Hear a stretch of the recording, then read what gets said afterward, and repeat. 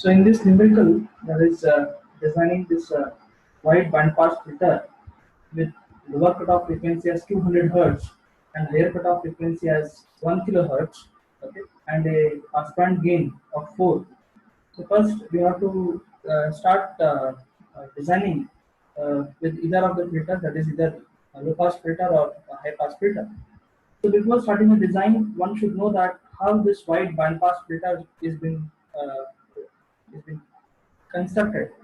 So as we know that in order to build a wide bandpass filter, I'll be connecting a low pass filter. I'll be connecting a low pass filter in cascade with a high pass filter.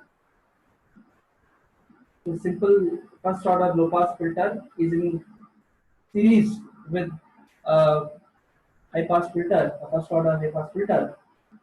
This together, it is going to construct an wide band pass filter, a wide band pass filter.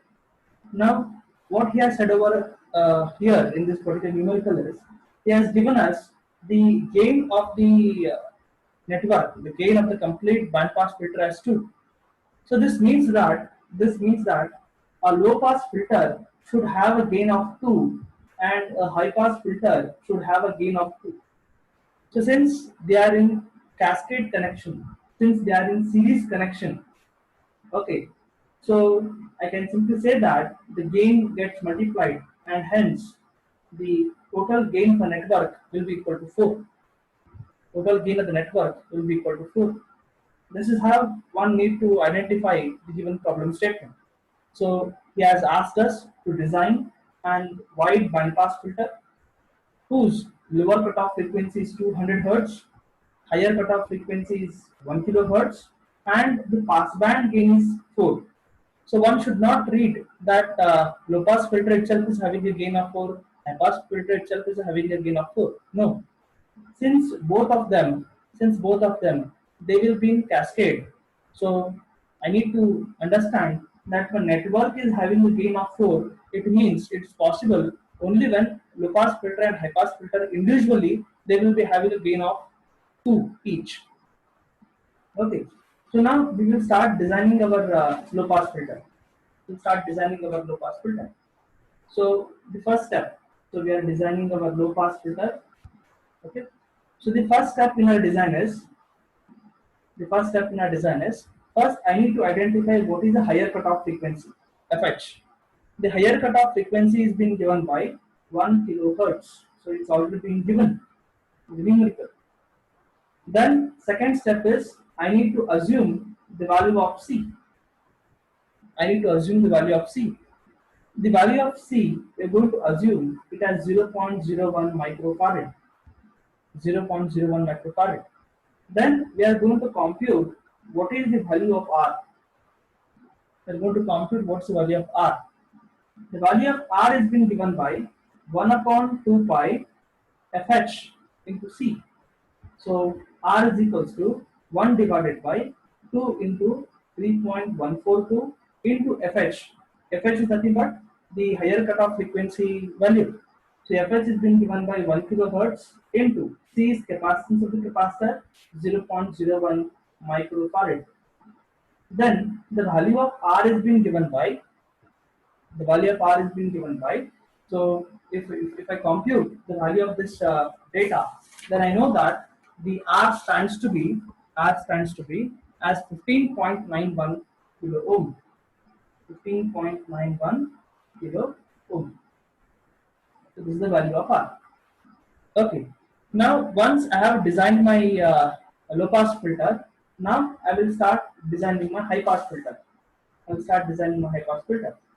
So in case of my high pass filter design, okay, again the first step is I need to identify my lower cutoff frequency. So lower cutoff frequency has defined it as 200 Hz. Then next I need to assume the value of C. So I need to assume the value of C. So let me say that C is equals to 0.01 microfarad. I am assuming it. Then next I need to compute what is the value of R. So value of R is being given by 1 upon 2 pi FL into C. R is equals to 1 divided by 2 into phi is nothing but 3.142 into FL is nothing but the lower cutoff frequency. So lower cutoff frequency is 200 into what's the value of C? Value of C is, I have assumed it as 0.01 micro. Then the value of R is found to be as, yes, 79.56 kilo ohm. Okay, 79.56 kilo ohm. Now, one thing that we have discussed prior to the beginning of this numerical, saying that how this wide bandpass filter is going to be constructed. So this wide bandpass filter is constructed by constructing a simple first order high pass filter and a first order low pass filter in cascade. It is going to be constructed by keeping both of them in cascade. So now individual value of the gain of the op amp should be equal to 2. I simply mean to say for a low pass filter, the gain of that filter should be equal to 2. For a high pass filter, the gain of that particular op amp should be equal to 2. So togetherly, since both of them they will be in series, they will be in cascade form, the network gain will be equal to 4. Network gain will be equal to 4. So since your AF is equals to 2, this implies here RF should be equal to R1. And even in case of high pass filter, my RF should be equal to that of the R1. So in general, I can say that let RF is equals to R1 is equals to 10 kilo ohm. So it's up to you whether you can take this as 10K or 1K or any value. Okay. So in the design subjects, values won't matter a lot because it goes for user to user. So he may select 1K, 10K, 20K, 70K, etc. It may go to the user. Important is design equations. Okay. And one more thing, where normally students fumble or make a mistake is that while designing high pass filter, students are bound to take higher cutoff frequency because high is the name that is more fascinating, and students do mistake over here. So whenever you are designing a high pass filter, you should consider lower cutoff frequency, and whenever you are designing your low pass filter, okay, you should consider your higher cutoff frequency. So the same thing you have shown it in terms of response, because when you're designing a low pass filter, you're passing low frequencies and cutting the high frequencies. Which high frequency you want to cut? So that FH should be known to you. Okay. So in your low pass filter, what high frequencies you have to stop? That should be known to you, no? So you should consider the value of FH. But whereas in case of your high pass filter, okay, so what you're going to do here, you are passing all the high frequencies and attenuating the low frequencies. So at what low frequency you want to attenuate, that should be known to you. So you should consider the value of the FL. Okay, is it clear to you? So this is what one should be clear with the fundamentals, so that you will not lose any marks when you are solving this numerical. Okay, for your reference, we will just draw the circuit diagram and show you how this particular circuit will be seen whenever I am having a low pass filter and a high pass filter in the circuit. Okay, so now I will just draw the circuit diagram for your reference. Okay, that you'll find visibility of what we have solved the numerical and how does their actual circuit look like. Okay. So we are drawing the circuit diagram for wide bandpass filter. So let me say that I'll be having a source. So this is my source. So this is Vi. Okay. Now I'll be having the high pass filter. So since I'm having the high pass filter, I'll be first having my capacitance, then my resistance. Okay. Output of this is given to op amp. Okay, so let me say this is a non-inverting terminal. This is the inverting terminal. So it's looking in a linear mode. So wherein negative feedback is being employed. Okay, so this is my feedback resistance RF. This is R1. This is the R and C. So this is my high pass filter. So this circuit This is my high pass filter. So this is been connected in cascade. So this is been connected in cascade with my low pass filter circuit. With the low pass filter circuit. So wherein first I'll be having a resistor, then a capacitor. Okay. So output of this is being given to op amp,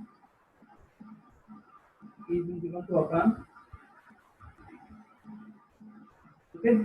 So this is the non-inverting terminal of op amp. This is inverting terminal.